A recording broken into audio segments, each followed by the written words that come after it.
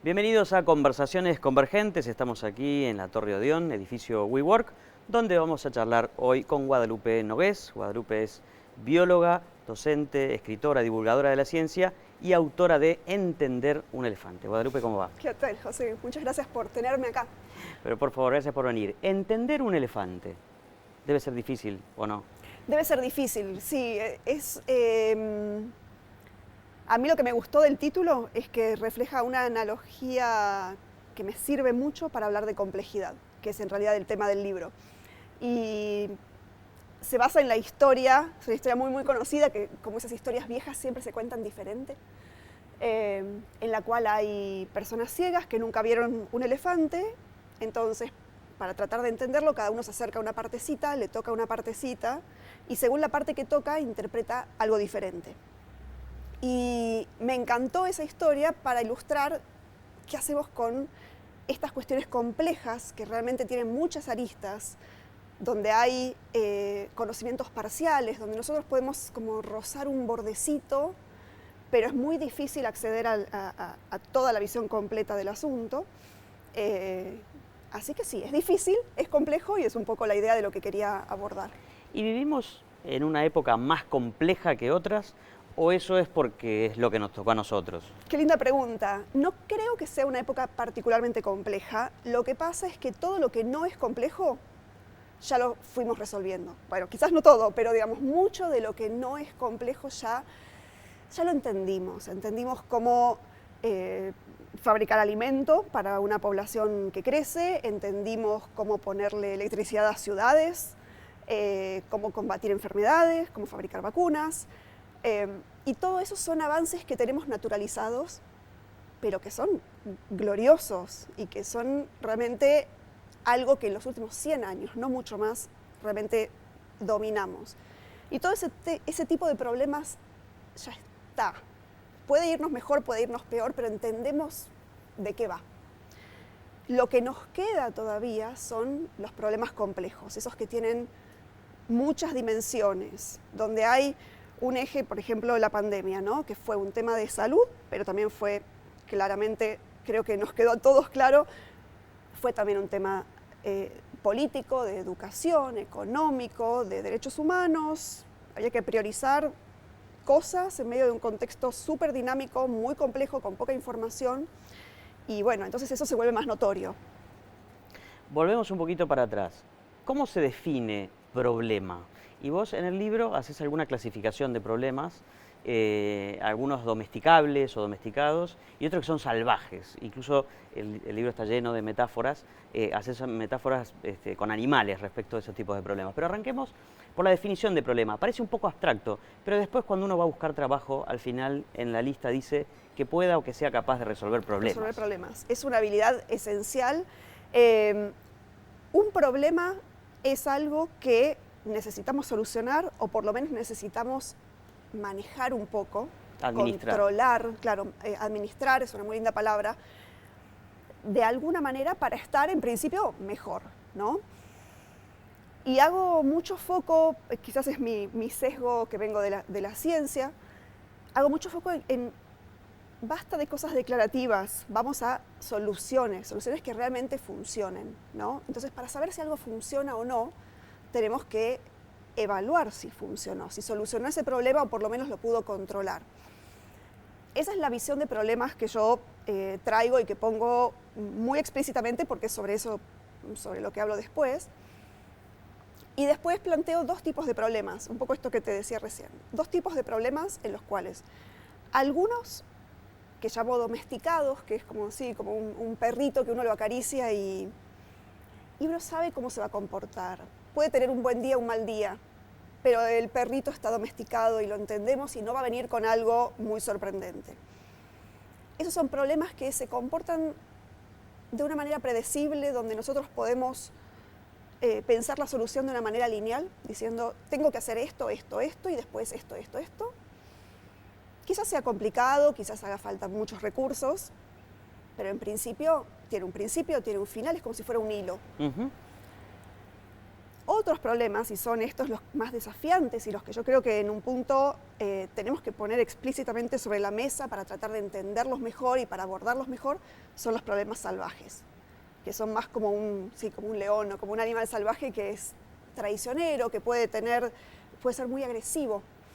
Y este tipo de problemas son los que tienen, por un lado, muchas dimensiones, es un sistema en donde mover una parte genera repercusiones en otras, y por otro lado, en el caso de los problemas sociales, como casi todos estos que no estamos logrando resolver todavía, el componente social es central.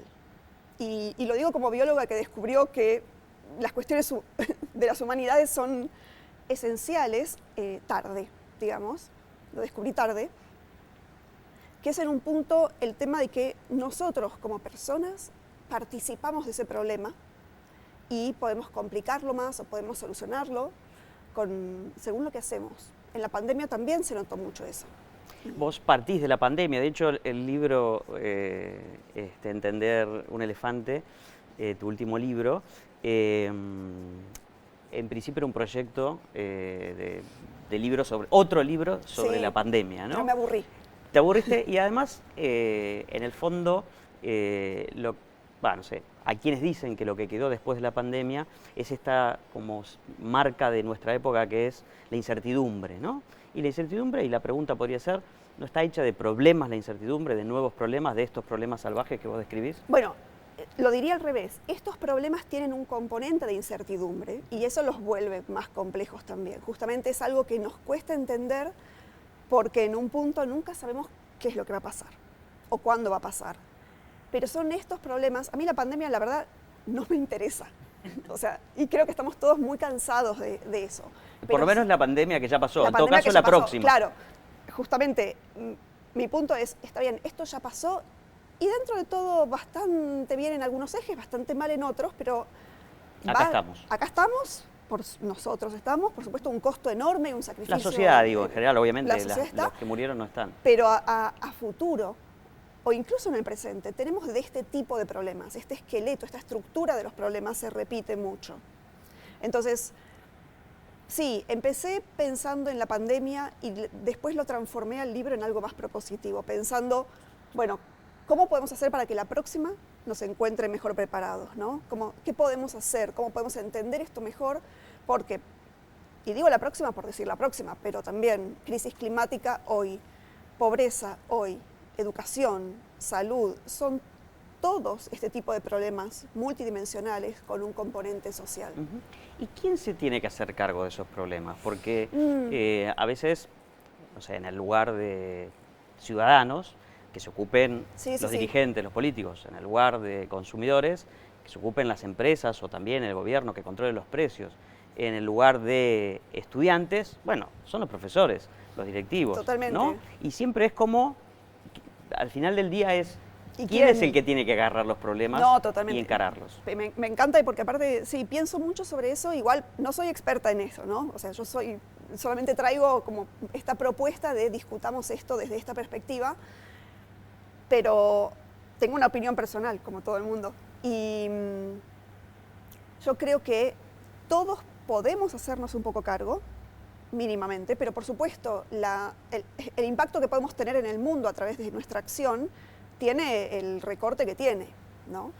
Como ciudadanos podemos hacer algo. Los que somos docentes, yo soy docente, también es una actividad que amo, trato de hacerlo con seriedad, con compromiso, viendo si mis estudiantes aprenden. Es una escala pequeñísima y seguramente no me sale muy bien tampoco, pero digamos, en un punto tengo eso como motor, ¿no? Y creo que también podemos ser, como ciudadanos activos en una democracia, decir, bueno, necesitamos que las personas que votamos se hagan cargo de lo que hacen, que nos muestren que están teniendo éxito, si fracasaron, que reconozcan por qué, que corrijan los errores. Y es un poco un reclamo ciudadano. Y después, bueno, por supuesto, las grandes organizaciones, los funcionarios, quienes administran tanto el Estado como las grandes empresas, que son actores que mueven más la aguja, tienen un rango de acción, quizás una responsabilidad un poco mayor.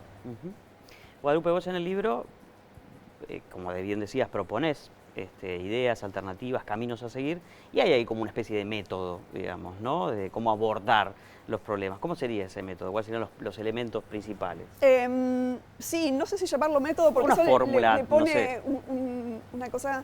Un camino. En el marco de propuestas, el tema de pensar un problema, a mí me parece muy útil pensarlo, bueno, no es que solamente a mí, mucha gente de las ciencias políticas, que también es un área que no sé, por las dudas, aclaro, es mucho más sencillo abordar un problema si primero tenemos muy en claro de qué estamos hablando. ¿Cuál es? ¿Cuál es? Entonces, primero hay que definirlo en un sentido de ajustarlo, acotarlo, decir, estoy hablando de esto y no de esto otro. Identificar sus causas, imagino. Identificar, claro, pero en un problema complejo eso es sumamente difícil. ¿Cuál es la causa? Porque es una red de causas y consecuencias entretejidas que están todo el tiempo moviéndose.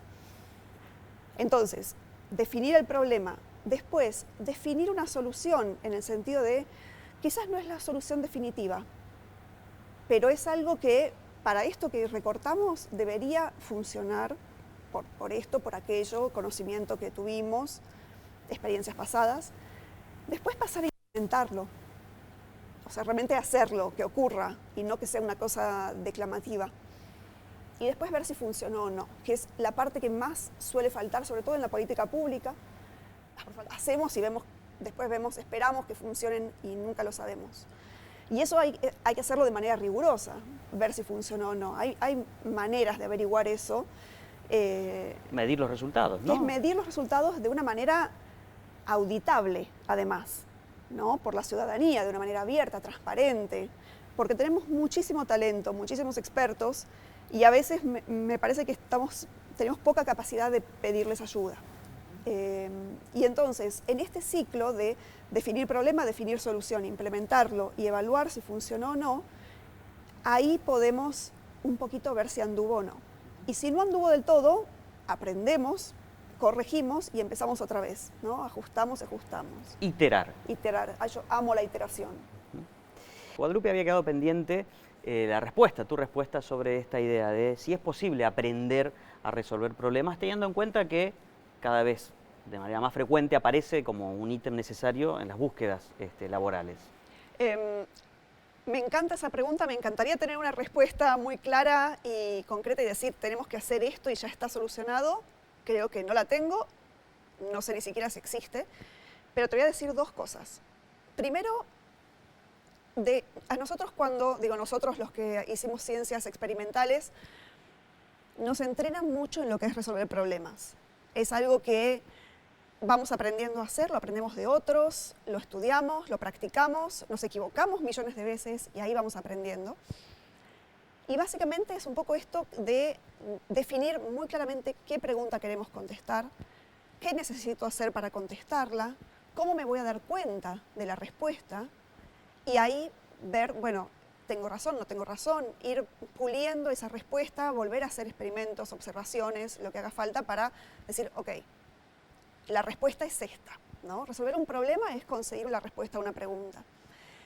Eso por un lado.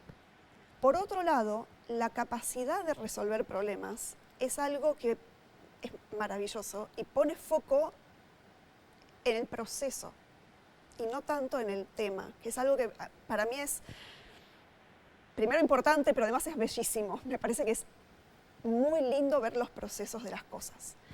Y en el caso de resolver un problema es, bueno, no importa qué problema nos venga, ¿cuál es la estrategia, ¿no? Para abordarlo? Y esa habilidad es lo que nos permite que después venga un problema desconocido, que nunca lo vimos, nunca lo tratamos, y decir, bueno, más o menos hay que hacer esto. Eso tiene conexión con una frase que vos repetís en el libro un par de veces, que es los eventos no se repiten, pero los procesos sí, ¿no? En todo caso, aprender a encarar los procesos en sus aspectos parecidos a procesos anteriores va por ahí. Y en todo caso, ¿qué ciencias nos acercan a eso? ¿Qué combinación? ¿Qué dosis debería? Si existiese una ciencia de la complejidad o si estuviese en elaboración un campo de la ciencia de la complejidad, digámoslo así, ¿qué combinaciones de ciencias existentes, ya desarrolladas, consolidadas, debería tener? Esa es otra pregunta muy linda, muy linda. Mira, por un lado, sí, pongo mucho foco en el tema de los procesos y en el libro hablo de la pandemia, la elegí porque todos la vivimos, desde la pequeña escala a la gran escala, o sea que no había manera de mirar para otro lado, y en un punto sentí que me daba los ejemplos para poder contar este tema, ¿no? Pero no me importa, ya está. Incluso si viene otra pandemia va a ser diferente, entonces tampoco es aprender sobre esta pandemia, es qué estrategias sirven o nos pueden venir mejor para la próxima, ¿no? Entonces sí al foco en procesos y no tanto en temas. Lo que pasa es que pensando en qué disciplinas o qué enfoques, necesitamos dos grandes tipos de expertos, por ejemplo, de disciplinas, ¿no? Por un lado, las que son súper específicas, rigurosas, que son al detalle, ¿no? Necesitamos para esta pandemia desde virólogos, epidemiólogos y todo lo relacionado a la salud, y también expertos en educación, en cuestiones económicas, digamos, estadísticos, ¿no? Ni hablar, si estadística estuvo por todos lados. Gente que haga muy, muy bien su trabajo y con muchísima responsabilidad. Lo que está faltando para la trama de la complejidad, que es algo que aborda justamente un montón de temas, es la capacidad de conectar todas estas disciplinas. Y en eso no nos está yendo tan bien. Tenemos buenos expertos especialistas, tenemos pocos expertos más generalistas que pueden ver como el mapa completo o que puedan ser capaces de hacer las conexiones entre distintas disciplinas, ¿no?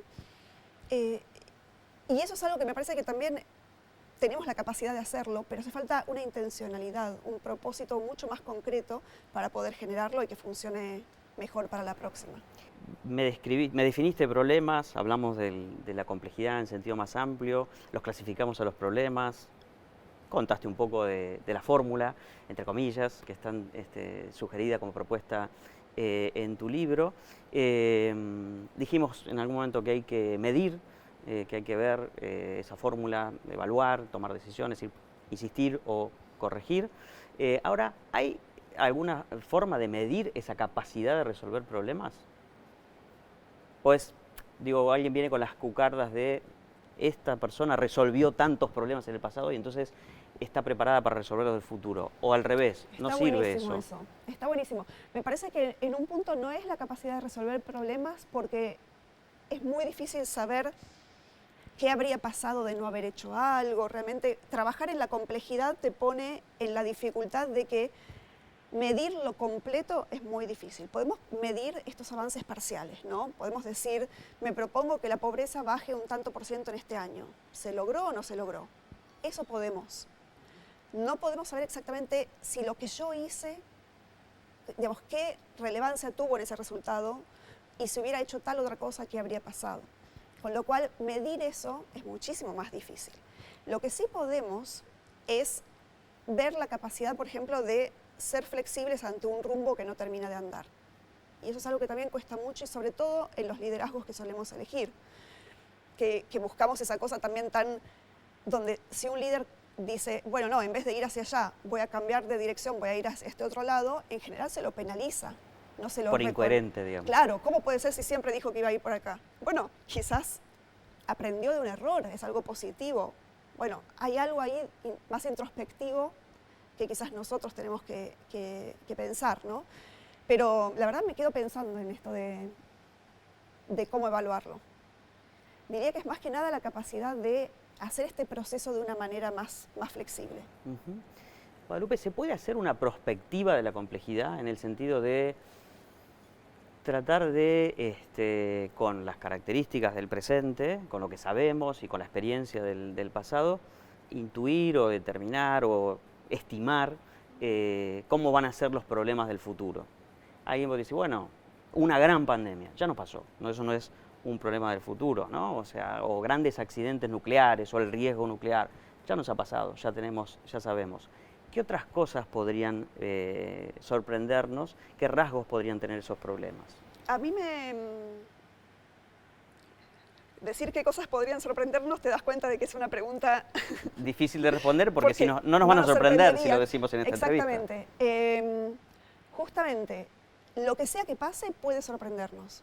Y a mí me gusta pensarlo, y también creo que lo dije un par de veces en el libro, puede venir una invasión de extraterrestres, nos va a sorprender, no vamos a saber qué hacer, pero la estructura del problema que esa invasión va a generar es exactamente la misma que la estructura de la pandemia que ya acabamos de vivir. Con lo cual, la sorpresa puede estar en el tema, en el argumento de lo que sea que ocurra. Pero mirar la estructura, el esqueleto de ese problema, no debería sorprendernos. Y estos problemas tienen estos dos componentes. El sistema que se retroalimenta de cosas que se tocan entre sí, donde una acción, por ejemplo, como fue con la pandemia, para mejorar algo en un eje de salud, terminó quizás perjudicando en economía, en educación, en otros, y hay que entender costos, beneficios. ¿Cuándo vuelven los efectos? ¿No? Porque lo que yo hago hoy, el efecto quizás viene en 10 años, no mañana. Eso es la complejidad. Y por otro lado, el hecho de que lo que las personas hacemos o dejamos de hacer modifica estos vínculos. Entonces, si vienen los extraterrestres, va a pasar lo mismo. Vamos a responder diciendo, no sé, no tengo ni idea, pero supongamos con un eje bélico, sintiendo que son una amenaza, vamos a generar acciones que van a bloquear el comercio global, cerraremos escuelas, lo que sea, ¿no? Entonces, pensar en términos de estructuras es hoy, desde mi perspectiva por lo menos, que obviamente puede estar equivocada, es la mejor manera de prepararnos para eso que es incierto y no sabemos lo que va a venir. Guadalupe, muchas gracias. Muchísimas gracias a vos. Estuvimos charlando aquí en Conversaciones Convergentes con Guadalupe Nogués, autora de Entender un elefante, docente, bióloga, divulgadora de la ciencia. Y nosotros nos vemos la próxima. Muchas gracias.